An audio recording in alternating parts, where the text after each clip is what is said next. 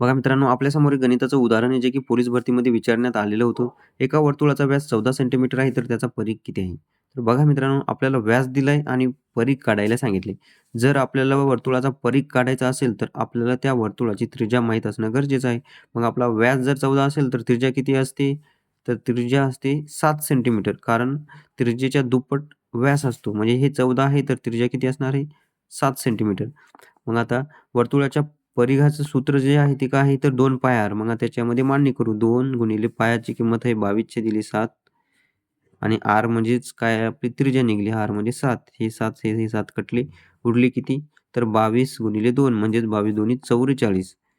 44 हे व्यास सेंटीमीटरमध्ये आहे, तर मग उत्तर सुद्धा सेंटीमीटरमध्येच येणार. 44 सेंटीमीटर. सेंटीमीटर.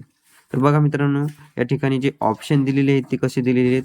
44 सेंटीमीटरचा वर्ग दिलेला आहे आणि चौथा जो पर्याय आहे त्यात 44 सेंटीमीटर आहे.